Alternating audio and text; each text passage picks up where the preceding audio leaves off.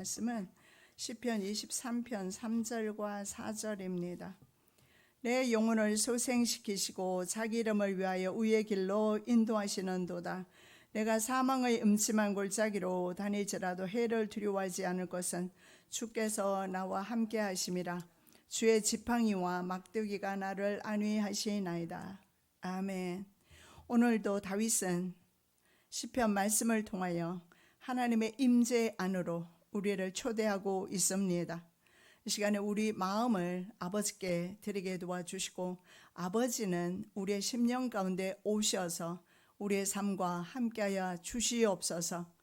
우리 이 시간에 마음의 문을 열어주셔서 주가 주시는 귀하신 말씀 듣게 도와주시옵시며, 주의 능력으로 전하는 귀하고 복된 시간 되게 도와주시옵소서. 거룩하신 예수 그리스도의 이름으로 기도드립니다.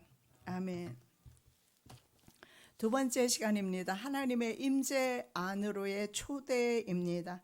다윗은 하나님의 임재로 우리를 초대하고 있습니다.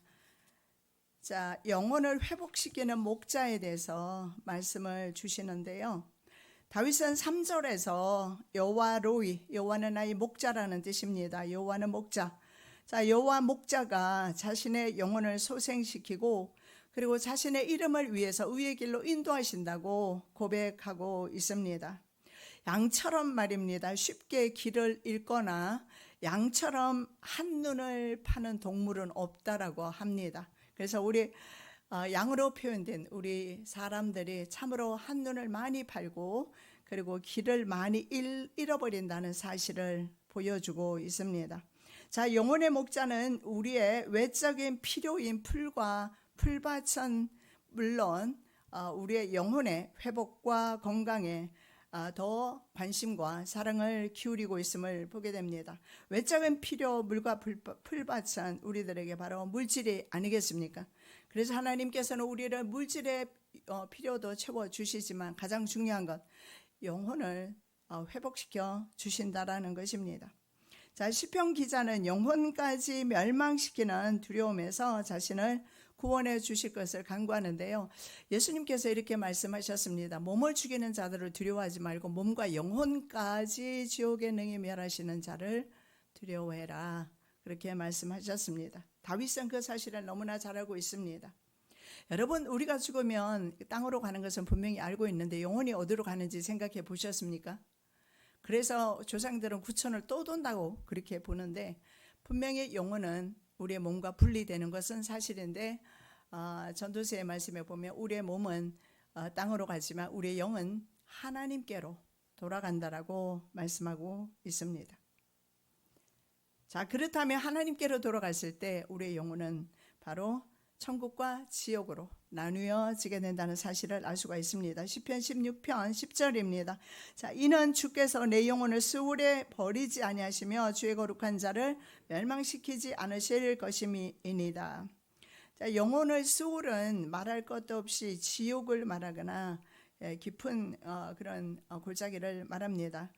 자, 그리고 거룩한 자를 멸망시키지 않으실 것이다 말씀하는데, 사도 바울과 베드로는 이 말씀을 예수님께 적용을 합니다. 바로 멸망시키지 않는다는 것은 예수 그리스도께서 십자가에 달리시지만 다시 부활하실 것을 부활에 대한 예언 성취로 그렇게 보고 있는 것입니다. 자, 만일에 부활이 없다면, 주님의 부활이 없다면 기독교는 죽은 종교이기 때문에 우리부터 기독교 예수 그리스도를 섬길 이유가 없을 것입니다. 그리고 우리에게는 천국의 소망도 없게 될 것입니다. 그래서 가장 중요한 것이 우리의 영혼이 소생되는 것, 말할 것 없이 다시 사는 것을 의미하는데, 영혼의 소생은요, 그래서 소생하다라는 뜻이 영어로 하면은요 U-turn입니다.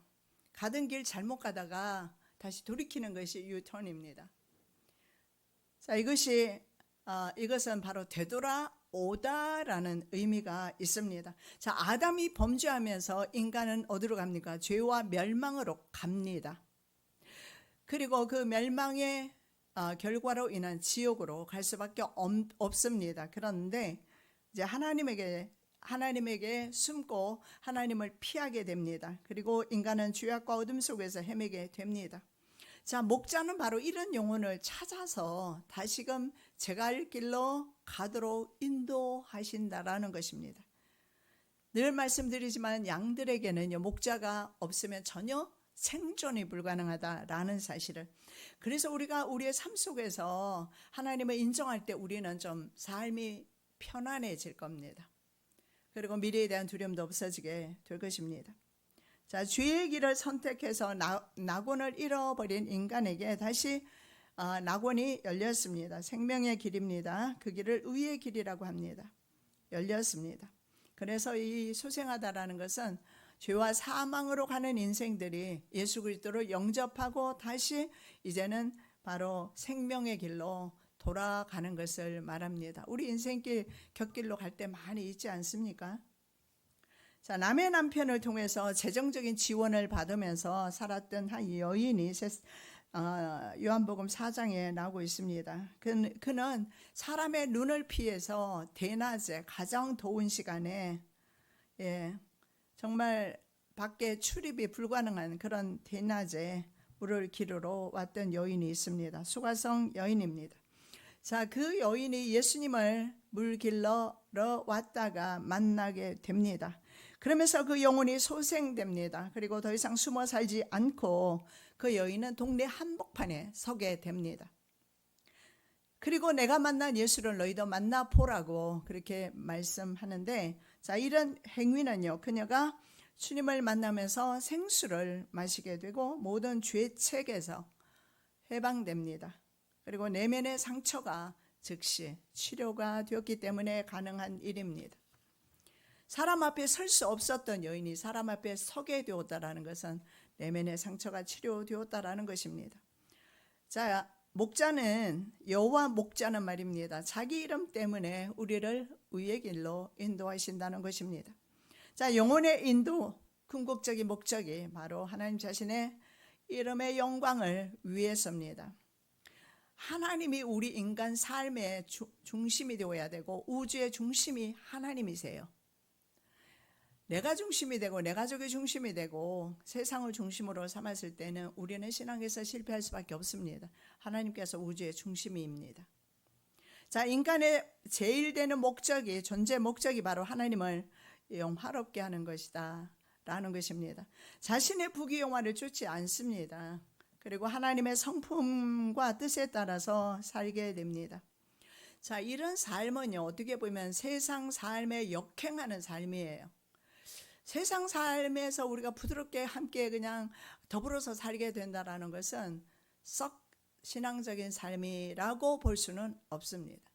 오히려 이런 삶은요, 생명의 삶, 의로운 삶, 주께서 인도하시는 그 삶, 목자장의 인도를 받는 삶은요, 세상의 삶에 역행될 수도 있다라는 것을 말씀하고 있는 것입니다. 왜냐하면 마음과 중심에, 삶의 중심에 세상이 아닌 하나님으로 세워진 사람은요, 자신의 고집이나 자신의 뜻대로 살지 않기 때문에 그렇습니다. 교회 가면 항상 하는 말이 아니냐, 여러분 이렇게 치부하고 들을 수도 있는데, 오늘이라도 여러분의 고집과 아집과 생각을 한번 내려놓으시고 주님을 한번 영접해 보시기 바랍니다. 새로운 세상이 열릴 것입니다. 항상 하는 소리가 아니라 항상 할 수밖에 없는 설교를 여러분이 이해를 하셔야 합니다.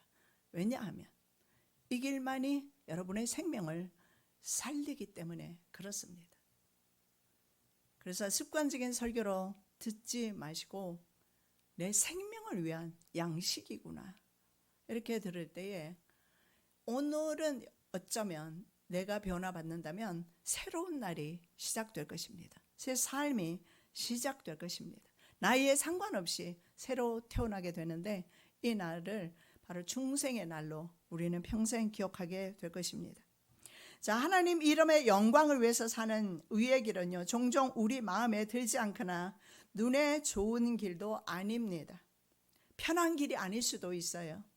저는 이 믿음의 사람들의 간증이 나오는 영상을 교회 오며 가며 시간이 한 15분 걸립니다. 그러면 보통 15분 만에 끝나는 경우가 많이 있어요. 그래서 한 편씩 듣습니다. 오늘은 어떤 것을 들었느냐, 25세에 병원에 입원합니다. 하반신이 마비되면서 지금 20년이 지났어요.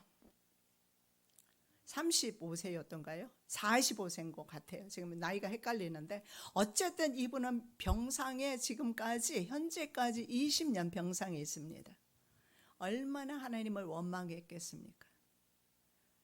그러나 이분의 삶은 병상에서 변하기 시작합니다.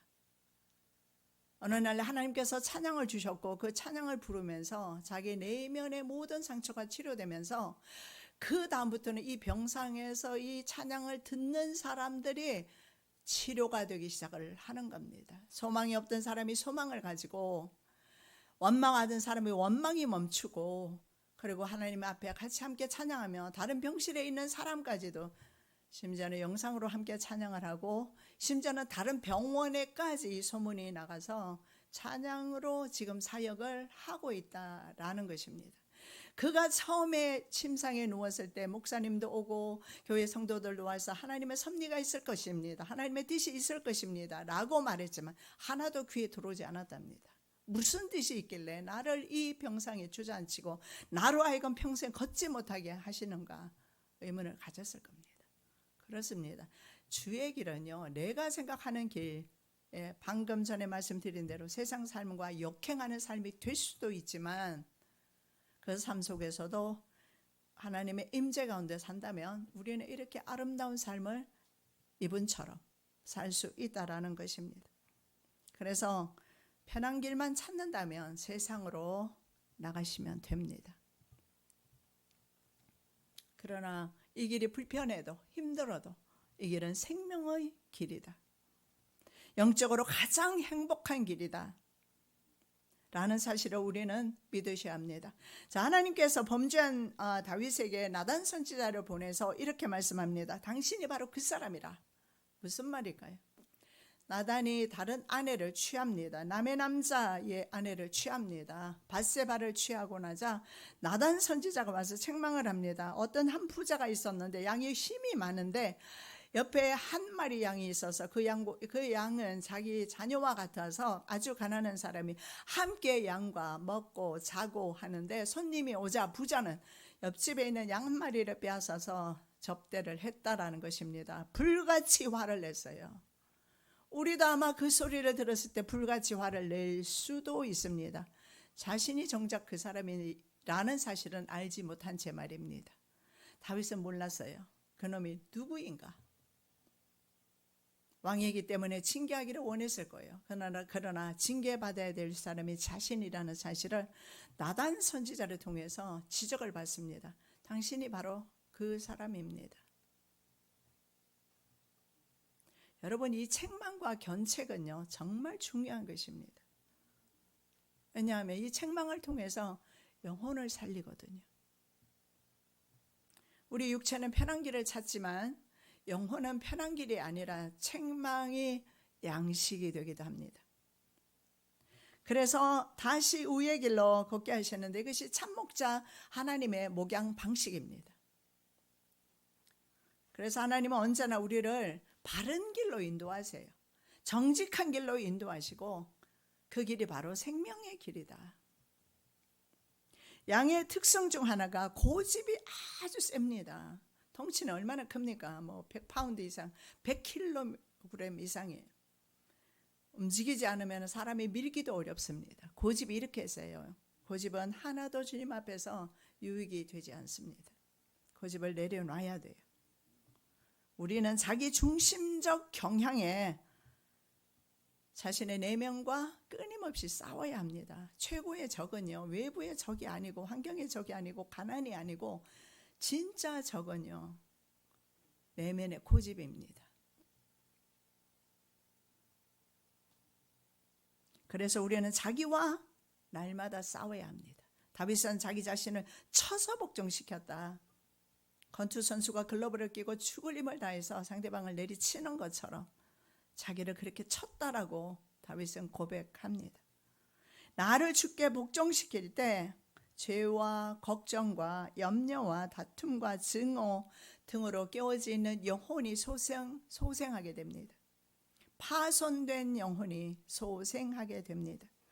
여러분 지구상 어느 곳에 가보십시오. 내 찢어진 마음, 찢겨나간 내면을 고쳐주는 수선집이 없습니다. 오직 파손된 내 마음을 고치기 위해서 죄로 점철되어 있고 죄악으로 먹고 마시는 내 마음을 고치는 곳은 예수 그리스도 참목자 밖에 없습니다. 그분께 올 때 모든 죄를 내려놓게 돼요. 수가성 여인을 보십시오. 남의 남자와 사는 것은 불법입니다. 창녀입니다. 죄지요. 그런데 예수 만나고 그 죄의 책임으로부터 벗어나게 돼요. 그리고 자유와 기쁨을 맞이하게 되면서 그 여자는 먹고 살기 위해서 계속 창녀의 일을 했을까요? 멈췄을 겁니다. 그러면 우리는 생각합니다. 나는 창녀가 아니야. 세상 사랑하면 창녀지 뭡니까? 고멜을 보십시오. 창녀라고 합니다. 세상으로 나갔으니까. 하나님과 세상을 겸하여 섬길 수 없습니다. 우리는 언젠가는 반드시 하나를 선택해야 돼요.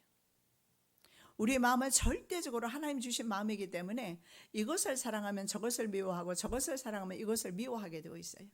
내가 세상 사랑하면서 하나님도 사랑한다. 그건 거짓말입니다. 내가 돈을 사랑하면서 하나님을 사랑한다. 그것도 거짓말입니다. 하나님은 사랑하지 않습니다. 돈을 사랑하는 거예요. 양은요, 양이 이렇게 동그랗게 생겼잖아요. 양이 혹시 자빠져 누워있는 거 본 적이 있으세요? 양이 오랫동안 자빠져 누워있으면 여기에 공기가 차서 에어가 차서 죽는답니다. 그래서 급히 목자는 달려가서 바로 세워줘야 돼요. 우리 인간이 양이라고 하지 않습니까? 죄악 가운데서 오래 자빠져 있도록 하나님은 우리를 그냥 두시지 않는데요. 그 다음에 나오는 바로 하나님의 막대기로 우리를 징계하시는 방법을 사용을 하십니다. 자, 성도조차도 때로는요, 제가 그 믿음의 그 성도들의 그 간증을 들었는데 어떤 분은요, 사업하는 분인데 속였습니다. 그래서 감옥에 갔어요. 근데 이분이 그렇게 간증을 해요. 감옥에서 예수 만났다고. 성경에도 감옥에서 예수 만난 사람이 나오지 않습니까? 요셉인데, 그래서 우리는 때로 이렇게 감옥에 갇히기도 하고요. 교통사고나 치명적인 병이 올 때도 있어요. 그때야말로 하나님이 가장 가까이 계시고 나를 바로 세우기를 원하신다. 내가 좀 살아가면서 자꾸 이렇게 돌부리에 걸려요. 왜일까? 내가 뭘 잘못했을까? 예, 잘못합니다.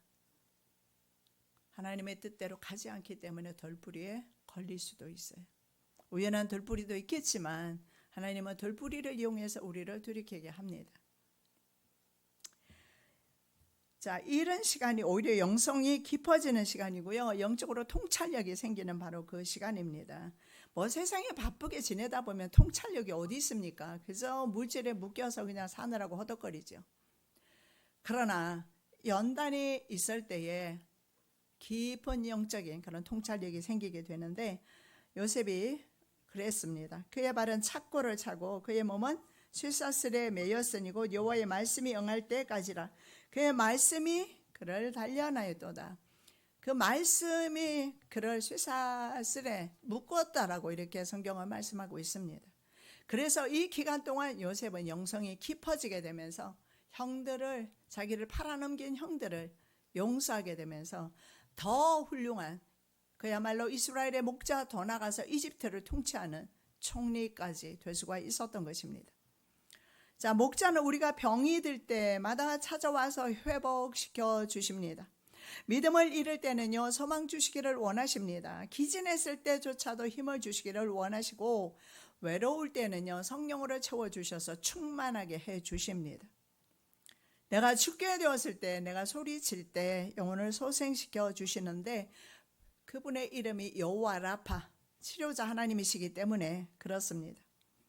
자, 골짜기에서 우리 안전은 바로 여호와의 임재입니다. 자, 4절 말씀 보시겠습니다. 내가 사망의 엄침한 골짜기로 다닐지라도 해를 두려워하지 하지 않을 것은 주께서 나와 함께 하심이라. 주의 지팡이와 막대기가 나를 안위하시나이다. 여러분, 이 사망의 엄침한 골짜기라는 것은요, 그림자와 죽음이라는 그 두 단어의 합성어입니다. 그래서 죽음이나 흑암을 가리키기도 하고 창조 이전의 어둠을 가리키기도 하는 그런 단어입니다. 아니면 죽은 자의 거처를 바로 사망의 음침한 골짜기라고 합니다. 즉 인생 가운데서 이런 사망의 음침한 골짜기를 죽은 것처럼 정말 죽을 것 같은 그런 골짜기도 있다라는 사실을 오늘 보여주고 있습니다. 자, 유대의 산지는 말입니다, 사막 지역으로 되어 있어요. 그래서 아주 급격한 단구와 단층, 협곡으로 되어 있습니다. 그래서 아주 생명에 위협을 주는 곳입니다. 이런 험한 지형에는요, 흙과 돌과 모래, 산, 골짜기로 되어 있습니다. 골짜기가 참으로 위험하죠. 그래서 양들에게는 정말 목자가 없으면 위험한 곳입니다. 비가 오면 어떨까요? 빗물이 흘러내리면서 갑자기 와디가 생기는데, 와디는 원래는 개천이 아닙니다. 그런데 비가 많이 오면 갑자기 물이 많아지면서 강이 생겨버리는 거예요. 이런 곳은 정말 위험합니다. 그래서 이런 지형과, 유대의 거친 지형과 와디는 종종 사람의 생명을 빼앗아가는데, 그렇다면 여기 사망의 엄침한 골짜기는, 다윗은 이 사실을, 지형적인 문제나 이런 것을 다윗은 너무나 잘 알고 있습니다. 그리고 자신의 인생 가운데서도 사망의 골짜기를 지났습니다. 그럴 때조차도 나는 두려워하지 않는다. 하나님이 함께 하신다. 세상이 바로 와디와 같은 곳이다 라는 거 여러분 아셔야 합니다. 지금껏 내가 정말 힘에 부치도록 일을 하고 노력하고 고생하고 해왔지만요, 세상 자체가 와디입니다. 위험하고요, 위태하고 참 만족감을 줄 수 없는 곳입니다. 그러므로 그곳으로 채우지 마시고 하나님의 임재로 채우시는 은혜 있으시기 바랍니다. 시편 107편 4, 5절입니다. 그들이 광야 사막길에서 방황하며 거주할 성읍을 찾지 못하고 줄이고 목이 말라 그들의 영혼이 그들 안에서 피곤하였도다. 예, 광야 사막길을 걷고 있다라고 말하는데, 우리는 어쩌면 어른이 되었으니까 나는 지식이 있고 나는 총명도 있고 나는 명철도 있고 나는 세상 살아갈 수 있어 라고 한다면 여러분 교만한 것입니다. 여러분의 생명은 어떠할 겁니까? 이 세상 떠날 때 여러분의 생명은 누가 책임집니까? 내가 호흡이 끊어지는 순간에는 내 스스로 제어할 수 없는 그때 말입니다. 죽음이 내게 왔을 때 여러분, 지옥의 권세를 이길 수가 있겠습니까?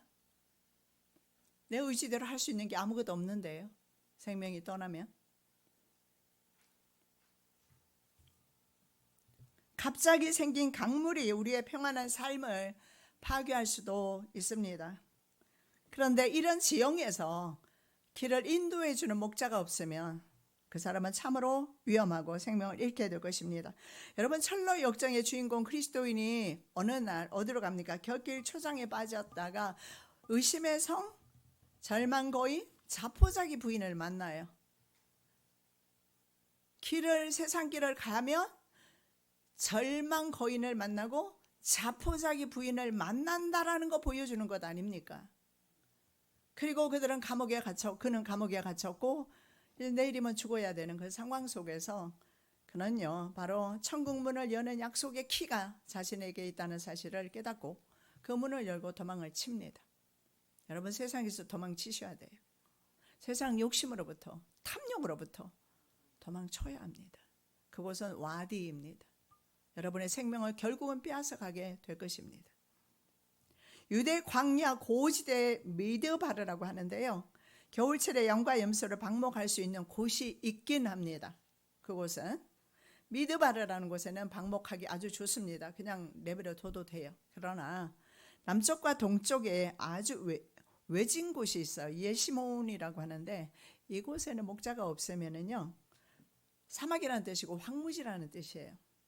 그러면 양들은요, 목숨을 잃게 됩니다. 심지어는 양치기들조차도 그곳에는 가기를 싫어하는 곳이라고 합니다. 여러분, 내가 싫다고 해서 어디 이런 골짜기를 안 만납니까? 종종 만나게 돼요. 생각지도 못했는데, 오늘 평안했는데 내일 말입니다. 여러분, 안보는 주님이 지키시는 거예요. 이 국가의 안보도 주님이 지키시고, 이 나라 위정자들이 하나님의 사람이 많이 나왔으면 좋겠습니다. 대통령이 바로 하나님을 믿는 사람이 나왔으면 좋겠어요. 그러면 이 나라가 안정적으로 가게 될 것입니다. 왜냐하면 하나님을 두려워하기 때문에. 하나님을 두려워하는 사람은 통치를 하나님께 맡기고 자기 마음대로 하지 않거든요.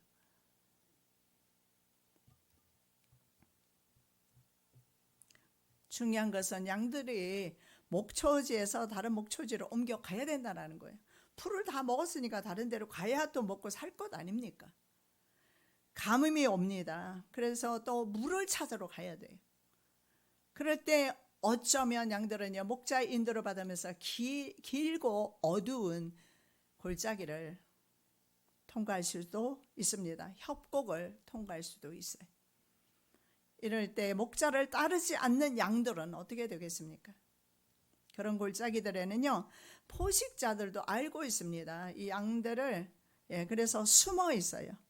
그래서 양들은요, 맹수의 공격과 추락이라는, 높은 곳에서 골짜기니까 추락할 수 있는 그런 위험 속에, 환경 속에 놓여 있다라는 것입니다.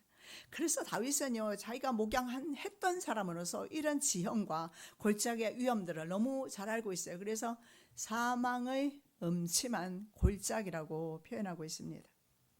여러분, 인생 골짜기의 그 깊이가 만만치 않습니다.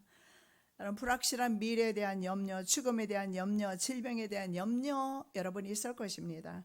실패와 상실감도 여러분의 심령 가운데 있을 것입니다. 사람을 통해서 의심이나 배신이나 여러 가지 이런 인생 여정에서 직면하는 위기들, 그래서 마음에 많은 상처를 내게 되고 우리의 심령 가운데는 그런 상처들이 많이 있어요.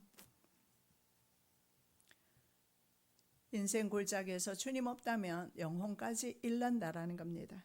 여러분, 기독교는 말입니다, 고통 없는 삶을 약속하지 않아요. 고통 있는 삶을 약속하면서 목자가 함께 해주겠다고 약속합니다. 목자가 우리들을 이기게 해주겠다고 약속하고 있는 거예요. 여러분이 의지만 있다면 목자가 여러분을 도울 것입니다. 적들의 존재는 우리를 정말 지치고 피곤하게 만듭니다. 그러나 이 골짜기는요, 더 높고 더 좋은 목초지로 가는 과정 중에 있어요. 여정의 일부입니다. 그리스도인이라고 해서 이 고난을 비켜갈 수는 없는 법입니다.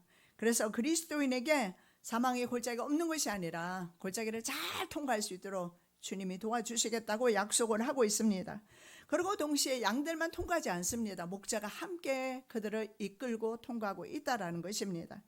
그 목자의 이름을 성경에는 뭐라고 말할까요? 임마누엘이라고 합니다. 우리와 함께 하시다, 이런 의미입니다. 성도에게 특별한 하나님의 돌봄과 공급이 이루어지는 때가 바로 골짜기를 지날 때 아니겠습니까? 이스라엘 백성은 생존이 불가능한 광야 40년 생활을 했을 때 바로 하나님으로부터 이런 공급을 받았습니다. 그들이 바로 산 증인입니다. 그렇지 않았다면 광야에서 어떻게 의식주를 해결했겠습니까? 우리는 많은 의식주 문제를 고민하지만 실제로 여러분이 그 문제를 여러분이 끌어안고 있기 때문에 여러분의 문제로 여전히 남아있는 것 뿐입니다.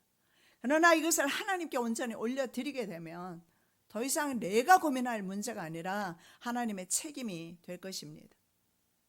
언제까지 여러분의 자녀를 여러분이 돌볼 것이며, 여러분은 점점 더 노쇠해 가는데 책임을 질 수 있으며 가정 경제도 여러분이 책임지겠습니까?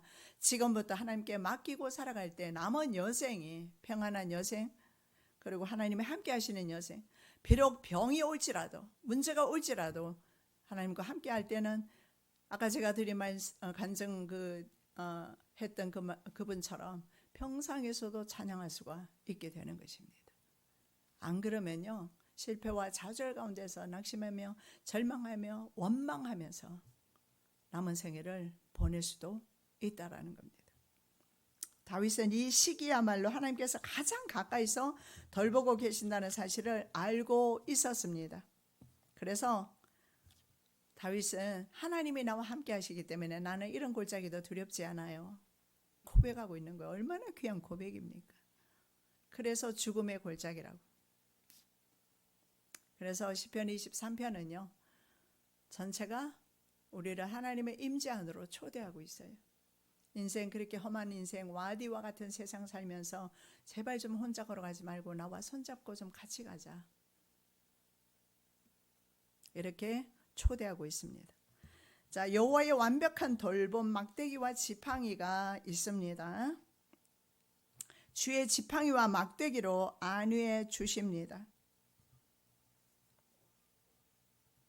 다윗은 양을 위해서 준비된 바로 목자의 필수적인 도구가 바로 막대기와 지팡이인데 두 개가 있었어요. 그래서 이 기능은 완전히 달라요. 그렇지만 목자에게 있어서 이거는 완전한 필수적인 도구이고요. 그러면 양들에게는요, 이것이 나쁠까? 그렇지 않아요. 오히려 위안의 원천이 되는, 위로의 원천이 되는 도구입니다. 자, 막대기는 주로 지팡이와 구별이 되는데, 막대기는 먼저 말씀드리면 좀 짧고 굵고 그래요. 그리고 지팡이는 길어요. 여러분이 그림에서 주로 보시는 예수님의 그 조상화 있잖아요.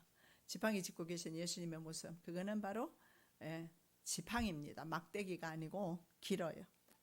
이것은요, 줄기 부분에 줄기와 접촉 부분에 바로 두툼한 부분이 있어요. 이것을 잘라서 막대기로 사용합니다. 짧고 무거운 일종의 몽둥이입니다. 이것을 막대기라고 그래요.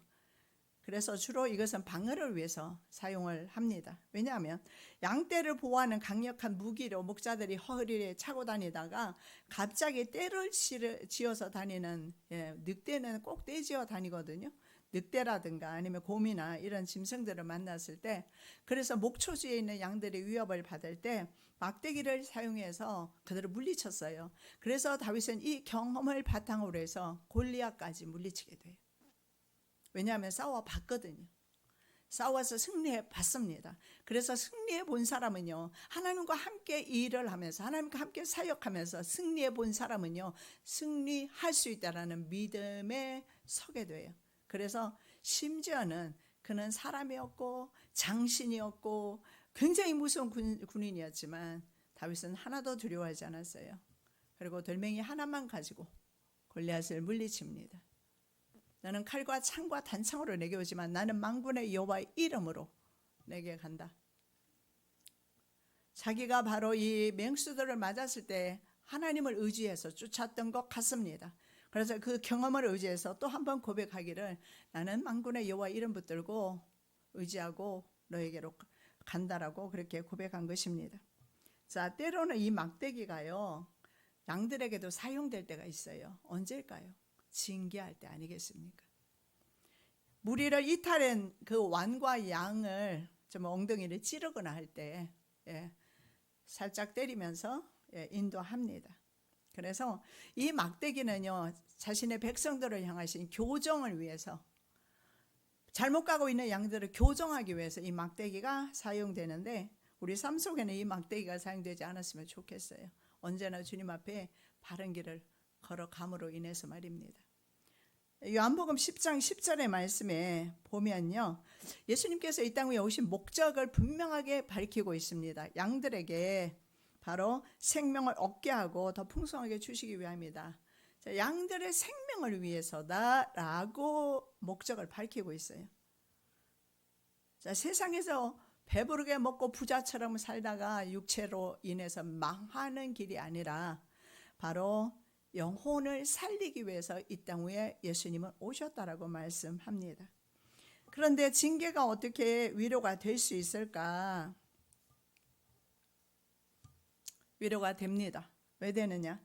만일에 골짜기를 믿음으로 통과해 보지 않았다면, 그리고 적들을 마주치지 않았다면 주님께서 주시는 막대기와 지팡이의 훈계와 위로의 깊이는 알 수가 없어요. 여러분, 나이 든 사람들을 존경해야 되는 이유가 있어요. 연륜이란 게 있습니다.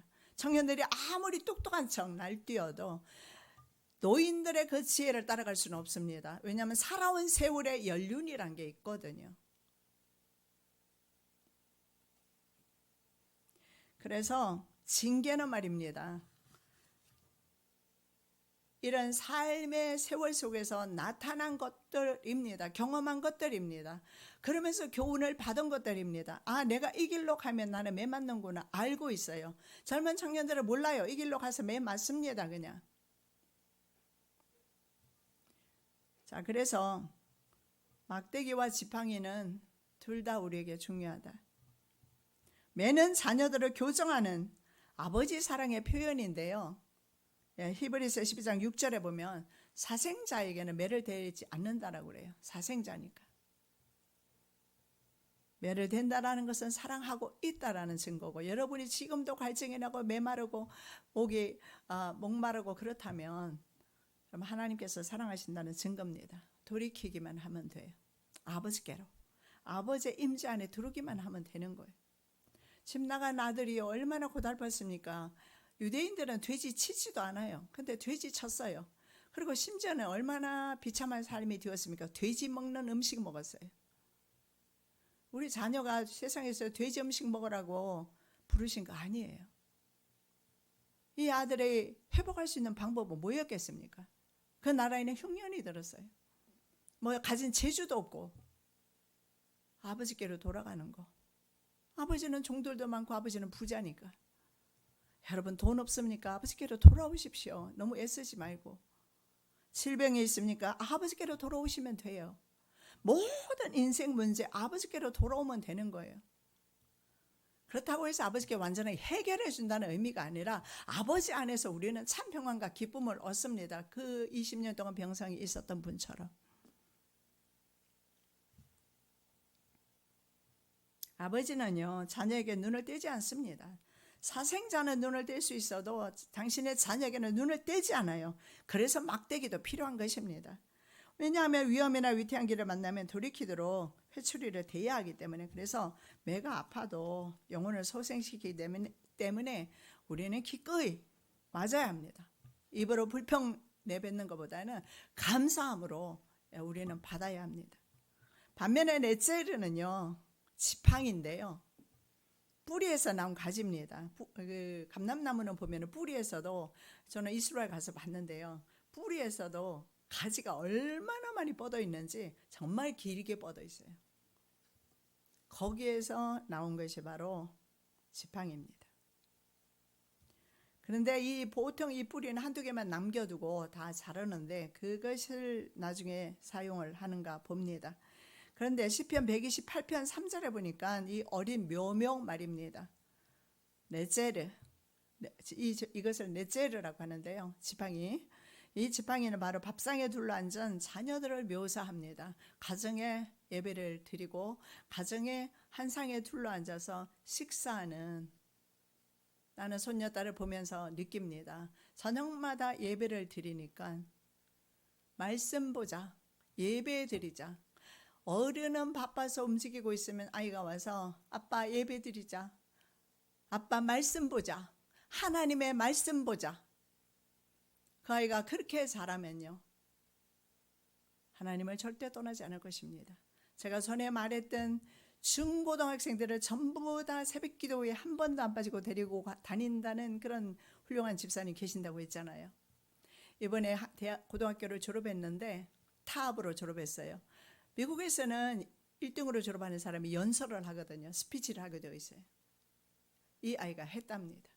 그래서 하버드도 갈 수 있고 전국에 어디 다 갈 수 있는데 엄마 아버지와 같이 있고 싶어서 그냥 조지아 텍으로 갔다고 그래요. 조지아 텍도 아주 유명한 대학입니다. 그런데 이 가정을 보니까요, 아버지는 기타를 치고 딸은 피아노를 치고 저녁마다 모여서 노래하고요. 보통은 티네이저 되면은요, 부모를 멀리 하잖아요. 핸드폰만 보고 있고.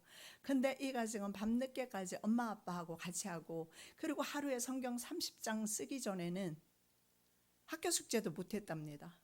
학교 숙제 안 하고 그냥 가야 돼요. 만일에 못하게 되면. 대신에 미국에는 고등학교가 2시 반이면 끝나게 돼요. 2시쯤, 2시 반. 시간이 이제 일을 안 하면 집에 와서 시간이 있는데 성경을 먼저 써야 된대요. 그리고 그 다음날 새벽 기도도 먼저 가야 되고요. 이거 빠지지 않았어요? 저녁에는 반드시 같이 찬양하고 예배하고. 그래서 벌써 이제는 대학 가는 아이인데 엄마 아빠와 같이 있고 싶어서 하버드를 가지 아니하고 하나님의 믿음으로 키운 하나님의 자녀들은 이렇게 자랍니다. 자, 목자의 지팡이는요, 어떤 일을 할까요? 막대기가 기니까 양들을 인도하기도 하는데요, 주로 물이나 진흙의 깊이를 재야 돼요. 진흙에 빠져도 안 되니까. 구둥이에 빠져도 안 되죠. 가시 덤불에 갇혀도 안 되잖아요. 그래서 양을 구출하거나 아니면 상처나 질병 유무를 확인할 때 사용합니다. 자, 그래서 이 목자의 지팡이를 통해서 하나님께서 우리를 얼마나 보살피는지 다방면에서 모든 삶의 영역에서 양들에 대해서 사랑을 주시는 그리고 돌봄을 주시는 바로 하나님의 모습을 막대기로 표현하고 있습니다. 다윗은 사랑과 보호 그리고 징계, 이거 모두가 바로 목자의 친밀한 돌봄을 의미한다라는 사실입니다. 그래서 하나님 목회에 있어서 가장 완벽한 돌봄이 바로 이 두 개의 막대기라는 거예요. 지팡이와 막대기입니다. 자, 양을 향하신 하나님의 선한 목적을 이루시기 위해서 고난이나 고통을 사용하십니다.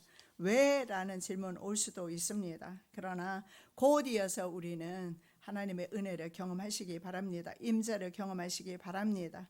그때야말로 하나님의 임재를 경험할 때이며, 그리고 하나님의 임재를 경험하면 사실은 고통은 그대로 있어도 그 고통은 경감됩니다.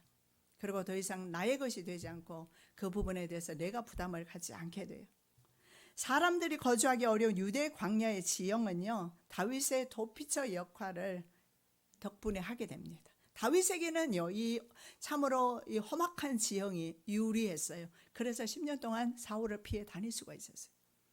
그래서 이 유대 산지는 참으로 다윗에게는 은혜의 장소였어요.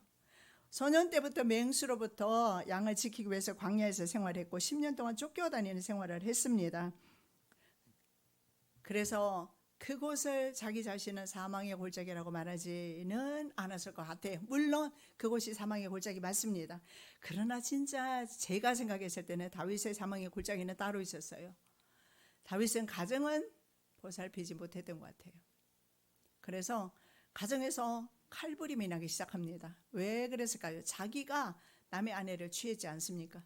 그러면서 압살롬이 자신의 아내 10명을 취하게 되고, 그리고 압살롬이 난을 일으키면서 다윗의 왕자를 빼앗으려고 했을 때 도망가야 했습니다. 이때가 바로 이 음침한 골짜기가 아니었을까요? 심령의 골짜기 말입니다. 그리고 압살롬을 죽이지 말라고 했지만 요압은 죽여버립니다. 아들이 죽었어요. 그리고 자기가 죽은 후에 아도니아가 반역하면서 솔로몬에게 죽임을 당하는 그 아들까지 포함이 되면 자기 아들 모두 몇 명이 죽은지 아십니까? 4명이 죽었어요. 이것이 바로 다윗의 진짜 골짜기였어요. 그것은 왜 이런 인생 골짜기를 만났을까요? 다윗이 곁길로 갔으니까. 그러나 다윗의 영성은요, 더 이런 상황적 광야를 만나면서 더 깊어졌습니다. 그래서 우리 성도도 마찬가지로 인생의 밤에도 노래할 수 있습니다. 시편 77편 6절입니다. 밤에 부른 노래를 기억하여 내 심령으로 내가 내 마음으로 간구하기를. 밤에 노래 부를 수 있다고요? 예, 부를 수 있습니다. 지금 침대에서 25년 동안 노래 부르고 있는 분 계시지 않습니까? 밤에는 호롱박이나 쑥국새, 소쩍새가 운다고 하는데 그 조류학자들은 우는 것이 아니라 운다라고 표현하면 안 된대요. 우리는 밤에 운다라고 하는데 노래하는 것이래요. 밤에 노래하는 새들이 있어요. 그리스도인들이 밤에 노래합니다. 여러분, 악이 세상에 존재하지 않는 것이 아닙니다. 그리고 문제가 없는 것도 역시 아닙니다. 중요한 것은 성도와 성부 하나님께서 함께 하신다는 것입니다. 그래서 어떤 외부적인 위협보다도 바로 이 선하신 목자의 임재가 더 크고 실제적이기 때문에 우리는 이런 것들을 두려워하지 않고 살 수 있다라고 말씀하고 있습니다. 바로 골짜기에서 우리 안전은 여호와의 임재뿐입니다.